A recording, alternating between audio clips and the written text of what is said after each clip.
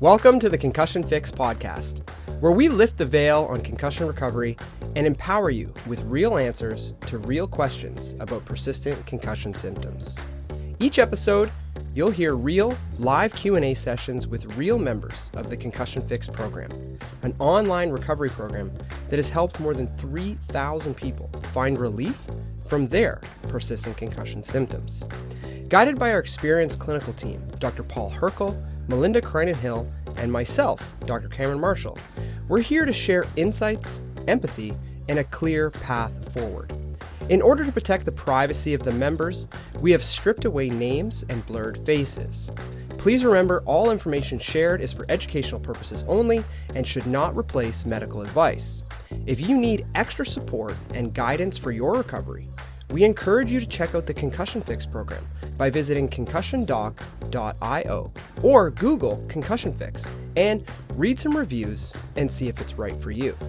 Whether you're looking for answers, hope, or just a little bit of encouragement, we're here for you. You're not alone. Recovery is possible, and it starts right here.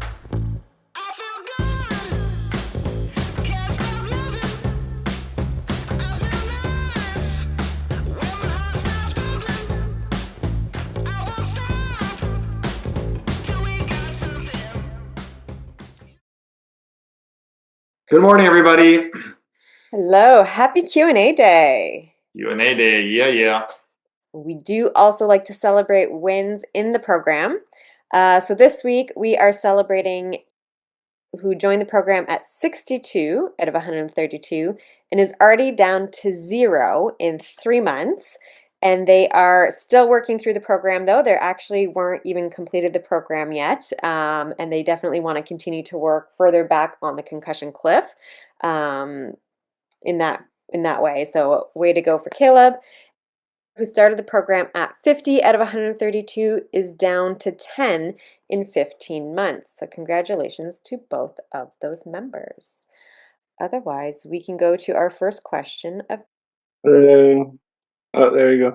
Yeah, so I guess my question is about my balance. Like I'm finally I know when I have my head on my head, like I always have trouble with eating, like diet and stuff, so eating too much. So finally now I'm starting to do better, feeling better, because like the vicious circle where I'd eat stuff that I shouldn't eat, and then I'd feel worse, and so my symptoms would feel worse. So I'm getting better with the eating stuff, but part of my struggle is that I keep falling and hitting my head again, and so I mean, part of it maybe it's just I'm not that careful, but also like my balance issues and yeah, my memory and all that. So just I don't know if there's like when I was back in Canada for the summer, they did a test on like my ear falling back and seeing I didn't really react to that, but yet I still got worse from it. I'm not sure how to express my question, but just yeah, like sometimes my balance or sure how to like I know the first parts of the working through is the diet and sleep and all that, and so is it balance or is it dizziness?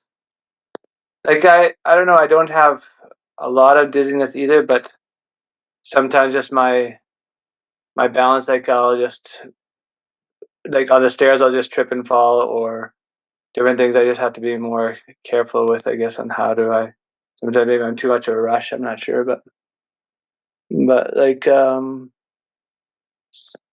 like a year, or was it like this summer in September I fell and hit my head pretty hard again, and then part of it the symptoms came back, but yeah, I don't know how to explain it exactly. Have you had any type of balance assessment to look at what's going on there? Other than the vestibular, like you said, it sounds like they did a BPPV test on you. Yeah. And that was fine. Yeah, so like they did some tests like that, and then my eye test, but like I was shot after they did those things, but I didn't react right away after they did the BPV test, and so yeah. So, but it doesn't sound like it's vestibular in terms of dizziness. It almost sounds like either balance or like clumsiness. Yeah. Have you had like anybody look at your balance or provide any type of rehabilitation in terms of training your balance? Because you can do that. Okay. Yeah. No, I haven't done that. Yeah. Because if it's dizziness, it's like, okay, you're getting altered signals from somewhere, right? It's a vestibular problem, it's a visual problem, it's a neck problem. But it doesn't really sound too much like dizziness. It's more so that you'll trip on the stairs or you'll do, something like that. So in my mind, it sounds more like just balance, which could be like proprioception coming from your feet. And that's all stuff that you can train. Like you can do balance type rehabilitation, like standing on both feet together with your eyes closed, Yeah.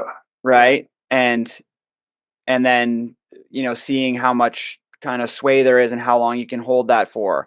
And then you can move into a tandem stance where you have heel to toe and then try closing your eyes. You can start with eyes open if you don't feel comfortable with eyes closed yet. But once you start closing your eyes, now you're relying on the little sensors in your feet and ankles to tell you kind of where you are in space. And you kind of start to train that.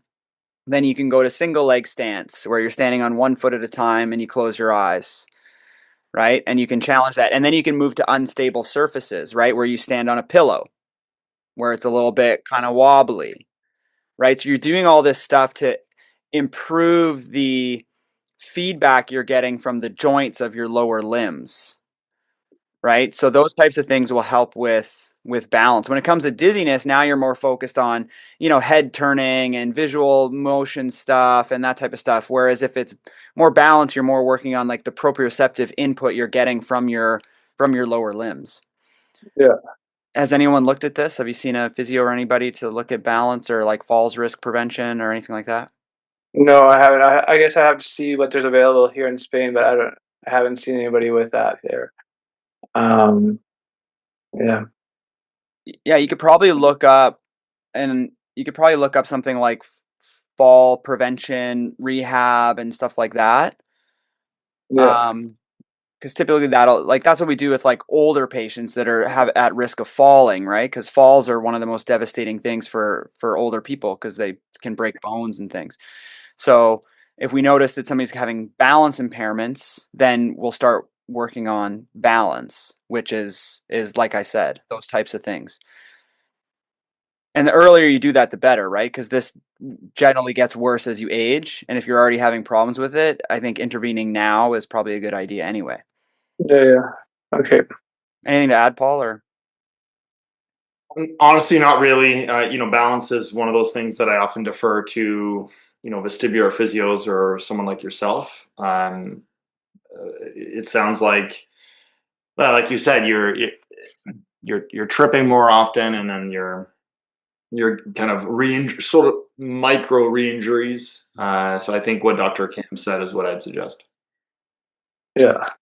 Because I had a lot of like, I think it's improved now. Like, I got glasses now for sure, like my closed vision. Like, I was thinking that's part of my headaches. Like, I had a lot of problems with that, and so, I mean, part of it now is I've adjusted quite well to that, and so that's helped. But that's a different issue. But a different issue is my like headaches from like sight and stuff like that. So that's something different. But I think it's helped some, and so just like the daily routine of doing it consistently with I don't know how I'm on right now, which because I just woke up from my nap. But I mean, yeah, just the glasses I think will help as well with that. But I mean, it took me a while to adjust to that, but now I'm doing better with that. So yeah.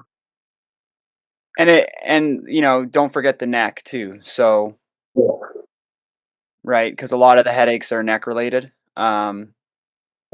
Because your vision and your neck are so intricately connected. So make sure you're incorporating some good manual therapy too. Sure. Well, thanks a lot. No problem. Good luck. Okay. Thanks. Bye. So there's a question here in the chat. Yep. I can see. If it takes 70 Gs for a concussion, what would be comparable? What would that be comparable to? I have a whole chart that I can bring up on my screen and show you. So a sneeze is 3 Gs. Mhm. High G roller coasters, 3.5 to 6. Someone giving you a good slap on the back, 4.1. Formula One race car under max heavy braking, 6.3. Max G-force during Red Bull air race, 10 Gs. A soccer header, so a soccer ball hitting you in the head while you're going to head it, 18 to 23 Gs. Body check in boys hockey, 18 Gs. The average force of a football tackle in high school and college football is 25 Gs. Getting punched in the face by a heavyweight boxer in the Olympics with a jab is 58 Gs. Car accident at 50 kilometers an hour. So this is probably the most relatable one. Car accident at 50 kilometers an hour or 30 miles per hour. That's where the airbags in your car are set to deploy. So basically a change in velocity of 50 kilometers an hour. So if you're driving 50 and you hit a telephone pole or a parked car or something like that, that change in velocity is going to discharge your airbags. That results in about 60 Gs at the seatbelt. So those are some comparable forces. And then concussion, generally the mean peak linear force is 98 Gs with a range of 70 to 120. So it's a pretty substantial amount of force. And we talk about this in the biomechanics lecture. So this is module 2.1 in the program. And it's just to kind of highlight, concussion requires a good amount of force. This isn't like you bump your head on a cabinet door or something like that and you get a concussion. It doesn't work that way. You need to have a pretty substantial whipping motion of the head in order for concussion to occur. Hopefully that answers your question. If I asked that question, I would definitely feel I was answered. It's actually wild to think about like how much force it actually takes. Well, right? Yeah, like if you look at football, right? Less than 0.5%. So it's actually 0.02% of all football impacts actually hit that concussion threshold. You're talking about people getting just laid out and it doesn't hit concussion threshold. So it's a lot more force than people think, right? What about though, like the whiplash side of things? Like, is there a threshold for that to sustain whiplash? Because we know there's a lot of overlap. A lot of people probably listening to this or will listen to it on the podcast and say, well, hold on here. Like, I got all my symptoms after I slipped and fell on the ice, but I caught myself, did hit my head, and oh my gosh, all my symptoms came back. So we hear that, if we had a nickel for every time we hear that, right? Well, yeah. So let me go to this one. The amount of force required for whiplash is only 4.5 Gs. So, I mean, let me share my screen again. So a good sneeze could give you a little bit of neck strain. And the symptoms of neck strain, concussion versus whiplash, the symptoms are identical. They are. And actually, am I not sharing? I'm not sharing. You're not sharing, no. Oh, here we go. Okay. So a sneeze is 3 Gs. So, a good sneeze could potentially, give you some good neck strain. People wake up and their neck is kinked from sleeping wrong. So neck injury can happen with much less force. And this is what we mean when if you're going to get a concussion at 70 to 120 Gs, you're for sure getting a whiplash at the same time. For sure. And then the symptoms of those two things are identical. So even if you didn't get a concussion, but you have all the same symptoms because you bumped your head on something, that points probably more to, either neck injury or, some inflammatory thing, or like an anxiety response where you're thinking, oh God, what have I done? And I've, now am I feeling weird? Yeah, I am feeling a little bit weird. And then you can kind of talk yourself into this spiral, and then you start to experience all the same kind of symptoms. But was it a concussion? Probably not, because the force wasn't there. Could it be a whiplash? Possibly. And the symptoms are identical. Right. So we have a module in the program for those that haven't got there yet. But the module is, did I even have a concussion? Because that's a question we get all the time, because people will see those forces and be like, well, so why did I even have a concussion in the first place? Like, is this program going to help me? Like, should I be doing this or not? And the answer is actually yes, because it doesn't matter if a concussion occurred or not, because the causes of concussion symptoms are related to a bunch of different things, right? Like, we see the same type of profile in people after COVID infections, after vaccine injuries, after just various viral infections, after,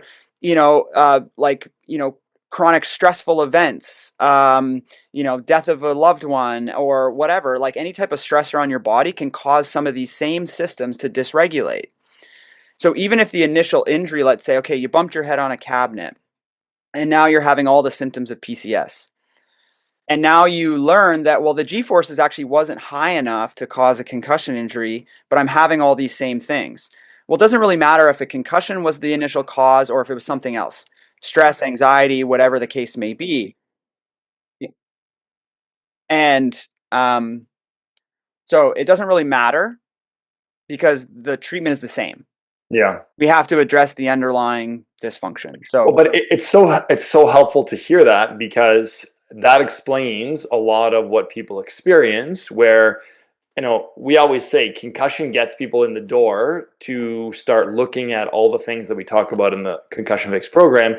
And the realization is that it's way more than just that actual bona fide major hit to the head. It most likely is neck. And I think we're just scratching the surface of how important the neck is. And then we talk about all the other things that play a key role. Melinda's section is massive, the anxiety response, especially on, I would say, re-injuries. That's where I think it really becomes major. Because the first time you're naive, you don't really fully understand what that means. Those people that are, I think, listening to us in the program, they've been at this for a number of months, sometimes years, and that really changes the equation for how they think about any other re-injury. 100%. Yeah. So, okay, let's move on to. Hey, can you hear me? Yeah. All right. Thanks for taking my question. I'm in grade 12, and I've kind of been I've been going over the Concussion Fix number 2 program, 2.0, and I've just been wondering what lifestyle changes do I need to make to try and recover to the best of my ability. Because I'm still in school, but my marks are doing fine, and I'm still playing sports. And I've been really thinking about quitting sports, not rep, but they're still in school, and I still hang out a lot with my friends over the weekends and days, and I don't know if that's the best for my concussion recovery, especially considering that I'm trying to go to university next year. what are it depends on what the issues are, right? Like, hanging out with friends is great. Yeah. There's nothing wrong with that. But if it's causing you increased symptoms, then you want to maybe consider modifying that a little bit. So, what is that a problem for you, hanging out with friends? Not really. I have snowy vision, and I can tell that my neck is dysregulated, but I wouldn't say my symptoms flare up when I'm with friends. No, not really. Hang out, man. Hang out. Okay. Now, it depends on what you're doing as well. Like, if you're getting into the alcohol and other substances, that might not be the best thing. But socialization is awesome. It's great. It helps you to remain kind of with your people. I think it's a good part of recovery. If it's flaring you up, then you just got to figure out, okay, how much time can I spend? Right? If I spend 3 hours and I feel wiped, then okay, maybe my threshold is 2 hours. And but if you're not having any issues with, and your symptoms are not increasing when you're spending time with friends, that's fine. And then in terms of sports, what kind of sports are you playing? Right now, I'm playing basketball for my school, and I've had no problems with it. I can tell whenever I get subbed in to go play or in a game, I sometimes my heart will start racing, but I wouldn't say my nervous system has really been affected by it. but I'm scared that like I could like aggravate like an injury that could like worsen my concussions. I mean, it definitely could. Like if somebody elbows you in the face, or somebody sets a pick on you that you don't see and you get hit, like yeah, you can definitely aggravate it. Like we typically don't recommend going back to like contact sports. Like basketball's not truly full contact, but there's a lot of contact. Um, until you're feeling 100%, because if you already have dysfunction, then another, hit can kind of dysregulate things further. So it is a risk. Um, so yeah, I would say that. Now, in terms of the vision, if you have snowy vision, that could be a visual issue, but a lot of times it's related to autonomic dysregulation. Mhm. Yeah, So, because sorry to interrupt. I went to visual therapy for a couple months, mhm. and my eyes like my doctor said like they've gone back to normal strength. Like my accommodation was fine and all of that, but I still had double vision and I still had snowy vision, and I just believe it's because I had like some neck dysregulation that's underlying. Yeah, it could be, but typically those types of like light sensitivity or like this, like the visual snow and that type of stuff, Hmm. to me seems more related to like autonomic dysregulation. I mean, visual snow is one of those kind of weird things we don't really know much about yet, so I'm not 100% on that, but in my mind it fits. So, but your autonomic is also related to neck dysfunction too. Hmm. So, I mean, ultimately, like you're asking about like lifestyle modification, like as you go through the program, you'll see the lifestyle modifications to make. But ultimately, in your situation right now, you're wondering like, can I still hang out with friends? Can I still play sports and stuff? As long as things are not provoking your symptoms, then all of it's fine. If you can go to school and sit there for the full day and your symptoms don't get worse, they're just kind of the same, then you can do that. There's no problem with that at all. If you can hang out with friends for hours on end and it doesn't increase your symptoms at all, then you can do that. There's no problem with that. What you're trying to kind of pull back on or find your window of tolerance for is, when do my symptoms get worse? And if they're not getting worse with any of those activities, you can do it. On the sport side, there's a risk because you're putting yourself in a position where you could get hit again. And if you get hit again, that could make things worse. And now you're in a worse situation. So if your goal is to be able to recover fully and go to university with no issues, then yeah, maybe basketball is not the right call. Um, but other than that, in terms of other modifications and getting rid of the symptoms you currently have, I think just follow the program, and that will all become clear. Okay, well, thank you very much for taking my question. That all makes sense.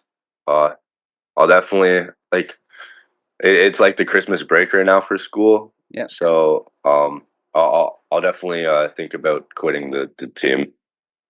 Uh, but thank you. yeah, you're welcome. I was also kind of curious about just some of those general lifestyle things, right? I mean, sleep quality. How long are you sleeping? What is your diet like?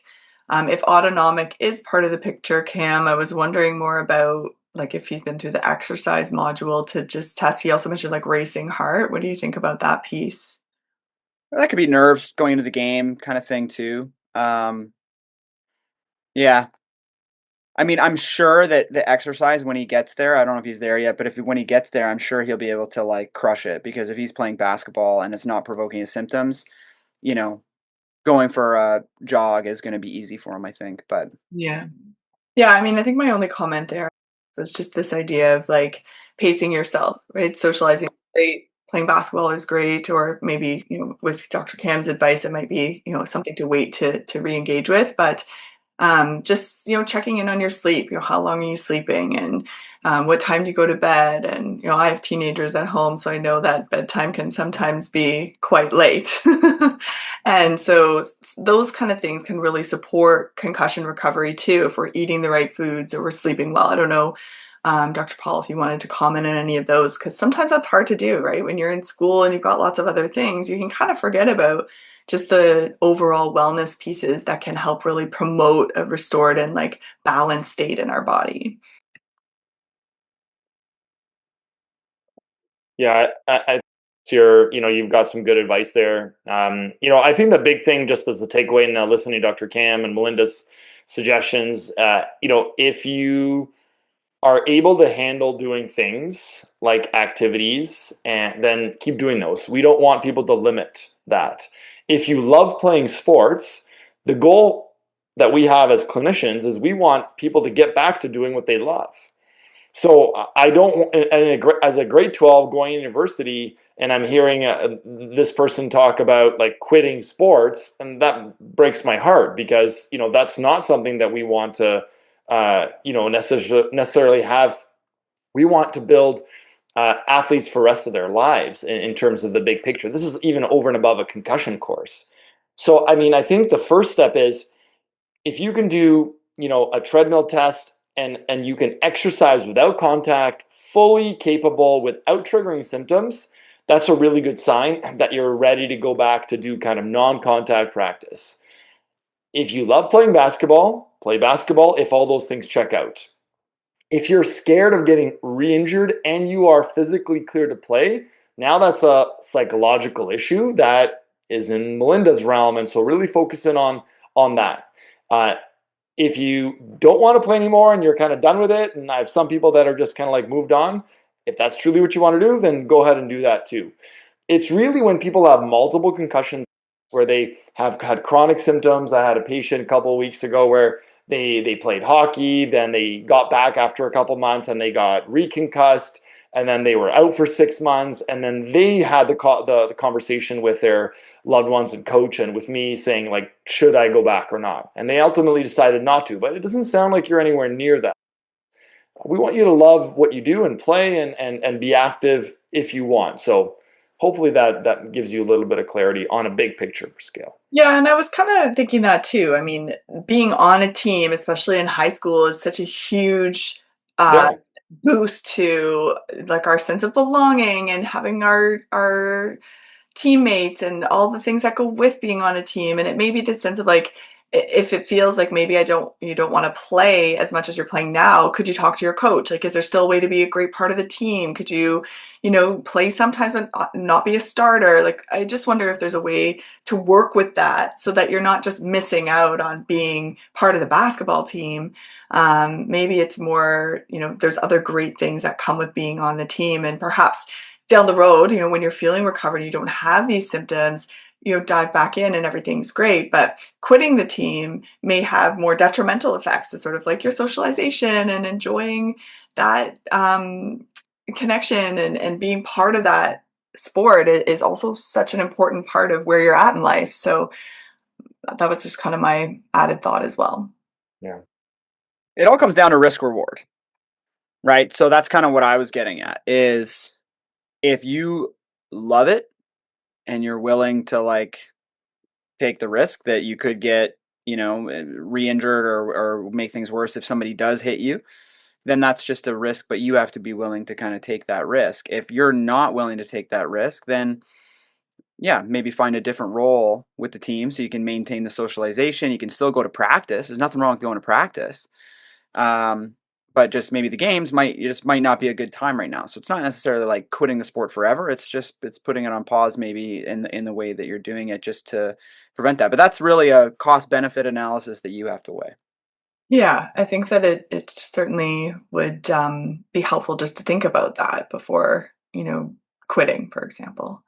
But yeah, lots of great advice. So hopefully that guidance is supportive. All right. Well, thank you very much on your insight. I don't think me starting was the problem, because I was a bench warmer, so I'll really just continue going to practice. But if I get subbed in, I'll talk to my coaches about just like cutting back on that or whatnot. I think they're gonna understand that if you were just say, look, I had a concussion, I've been kind of dealing with it, I've been playing, even though it's I'm still having some symptoms. I'm just a little bit concerned, maybe don't sub me in as much, or it's really it's kind of a thing that you have to weigh for yourself, really. Mm-hmm. Okay, let's you want to take some chat questions here, Nikki? Yeah. We'll do a bit of rapid fire ones. Dr. Hrkal, my progesterone is off. I went to get a bunch of things tested, and of course, my doctor missed this one. My period is normal, but then I get very light spotting at the end of my period every month for a few days, 3 to 4 days, which I know shows my progesterone is off. I don't have any FDs or NDs in my area, and my doctor just pushes drugs or to do nothing, saying that this is life in the 40s and to stick it out until I'm postmenopausal. I was taking Vitex Chaseberry for 3 months. I did notice it improved. Then I stopped. Is it okay to keep taking this longer or any other suggestions? Yeah, I responded back in saying that you can take it longer. So I know that sometimes that, whether it's Health Canada or whether the bottle says, don't take for more than 3 months, or sometimes even shorter. Vitex, if it's working for you, I'm not your doctor, but I think from a herbal medicine perspective, there's evidence to show that you can use it longer. So I think if it's helping, keep going. And it's obviously working on the pituitary ovarian axis. That's how it really does its job. It will also help increase your body's own endogenous progesterone production. I don't really have any other suggestions, to be honest. I think Vitex would be the top one that comes to mind in terms of what's in the research. Good. Is there any good referrals for blue light glasses to help with screen time? I have a hard time with using computers and TVs, but would like to know if I can use them without causing more damage. And once we have that marketplace, I want to get some blue glasses in there because we get this question, I think, like every other month. So I think we need to put somewhere some blue glass recommendations. I just want to kind of talk to that one a little bit. Where is it now? Yeah, so I mean, I just did a presentation, or I just did a thing on this. I'm going to post it on YouTube as a video about sleep. And usually when people are looking for like blue glasses for screen time, if you're thinking during the day, that's probably not a great idea, because we need blue light during the day. We don't want to completely block blue light during the day, because that's what tells your brain, the blue light tells your brain that it's daytime. Now, the way that we've evolved as humans is to be outside much of the day. And we didn't evolve with sunglasses. We evolved with sunlight hitting our retina during the day, and then as the sun sets, the light turns to a kind of an orangey color and then eventually into darkness. That tells our brain that now it's nighttime, and it starts releasing melatonin and increases our sleep drive, and we go to sleep. Then when the sun rises and the sunlight hits our retina, it tells us that it's morning time, and that sets your circadian rhythm, and that's important for proper sleep. Nowadays, we spend most of our time indoors, which means we don't get nearly enough blue light that we need. So our circadian rhythms and our sleep patterns are already messed up. Not only that, but then at nighttime, we don't just go to bed when the sun goes down. We have all of our lights on in our house, and then we watch TV and we have screens, and that blue light hitting our retina tells our brain that it's still daytime. And the net result here is that our sleep patterns get all messed up. So now we have this idea that, well, screens are harmful for concussion, so therefore I'm going to get blue blockers to try and block the blue light from the screen. Typically, people with screen sensitivity, it's not necessarily due to the blue spectrum light. A lot of times it's due to the flicker rate of the screen. The screen is actually flashing at you repetitively. If you start blocking blue light, that means you're getting even less blue light during the day, which is going to potentially impact your sleep at night. So we have a sleep expert that teaches in our Complete Concussions course. She's a neurologist, specializes in sleep. And her recommendation is that we don't put blue filters on our corrective eyewear. So if we have reading glasses or just regular eyewear, we don't put blue filters on that because we're already not getting enough blue light during the day. And then at night, if you are going to have lights on in the house and you are going to engage in screen time at night, then you want like a solid blue blocking glasses. But I wouldn't be looking for those during the day for screen time.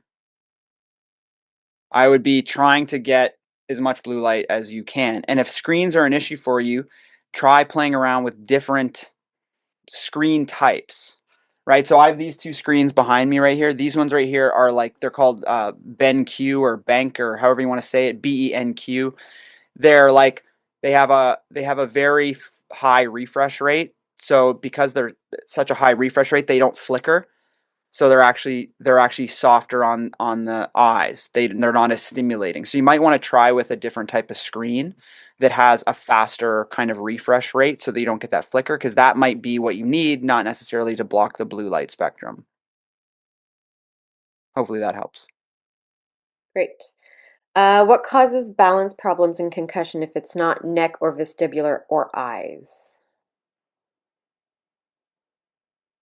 Well, balance problems are related to a bunch of things, right? So you get input from the muscles and joints of your body, right? So you have all sorts of little joints in your feet and in your ankles and in your knees and your hips and your spine. All those little joints have little sensors in them, and all the muscles also have sensors in them. Those sensors detect, strain and joint position. So if you have a balance impairment, but you don't have a vestibular issue, you don't feel dizzy, you don't have a visual problem, your eyes are not seeing, weird things, but you still like lose balance, then you'd be looking at, I guess it could be a cerebellar problem, but you'd be able to test for that. But a lot of times it's like a joint proprioceptive issue. So we see this, for example, in ankle sprains. If somebody sprains their ankle, they tear some of the ligaments around their ankle. Those ligaments have a lot of that proprioceptive input, and that causes balance impairment. So if you sprain your ankle, you're more likely to sprain it again because of that loss of proprioceptive feedback. So what we do in patients with ankle sprains is that we retrain that. We get them standing on one foot. We get them standing on a wobble board. We get them doing, stepping down from a step onto an unstable surface. So they step down from like a box onto a trampoline, for example, so that they hit an unstable surface and they have to try and calibrate that. So balance impairments are usually, it could be a peripheral proprioceptive issue. It could be a cerebellar issue, but usually you end up with other kind of motor and coordination issues that you can pick up on a neurological examination. Great. One more question, and then I thought, Melinda, I know in the past around holiday time, we often we've had questions about what to do with all the big crowds, holidays. I was thinking maybe you could give a few tips on that after this last question. So last question is, I have a constant ache on the left top side of my head, and there's heat in the area where it was hit when with the van truck door. Is that nerve that was injured, or what can be done? To me, this usually is like an inflammatory thing. So you get hit on an area of the scalp, you get a little bit of kind of inflammation in that area, some swelling in that area. Maybe that starts putting pressure on the nerve. And then a lot of times what people do is they're always kind of pushing on it, poking at it, and that hurts. And so they kind of keep doing it, and then it just keeps it kind of inflamed. So it could be that there's, maybe the nerve's a bit inflamed or sensitive, right? After an injury, sometimes we get a little bit sensitized in that area. It could be some just inflammation in the scalp or in the myofascial tissue around that area. So yeah, that's kind of my first thought. I don't know if anyone has anything else. Yeah, I mean, sometimes from like an anxiety perspective, we can really start to worry about the area or what that means. So you can kind of think to yourself when you feel the sensation, if you start to become worried about it or you think about it a lot. Some people check it, constantly. That can be an anxiety response. So sometimes if we put too much attention on it, it can actually really draw that symptom forward and have it be more persistent. So that can be a part of it as well. Yeah, I agree with that. If you get hit in that area, you're going to have some trauma. Those things that you said, said in the comments, it's like there's a heat, that's inflammation. Usually, there's usually pain. You can have a nerve issue, especially if it really makes contact with a particular nerve or a kind of a bigger nerve rather than nerve ending. You're going to have that kind of and that sometimes takes weeks, maybe even months to fully recover if you really hit your nerve well. So that's probably what's happening there. Good. And so with the holidays around the corner, we all know it can be interesting to be in large crowds, family gatherings. We don't want to disappoint families, seeing everybody. Melinda, do you have some recommendations on what can we do to kind of just survive all of this holiday fun period Yeah. of time? I mean, it's such a broad topic because there's so many potential triggers around the holidays. Sometimes it's how do you communicate with family about what your needs are, your limitations, or you might have specific symptom needs, right? Going into a party or a family event where there might be loud music or loud noises or anything, right? It might just create more visual symptoms. So it could be interesting just, if anyone's thinking about or worrying about the holidays, maybe entering into the chat what your worry is. I can maybe try to answer a couple because it is such a broad topic. It's really hard to sort of think, how to provide some support around this time of year. The big ones that come up in my practice tend to be, um, how to navigate family dynamics if I don't feel like validated by family. That tends to be a big one, right? If we're going in, we haven't seen family in a while, you haven't been well this year, and people are asking you how you're doing. Oh, you're still not well. Or they might sort of say a comment that isn't sensitive to how you've been feeling. That tends to be a really big one I hear a lot in my practice coming up to holidays when you might be seeing family that you haven't seen in some time. Less so do I get in my practice anyways, more the worry around going into large crowds or visual challenges around going to parties.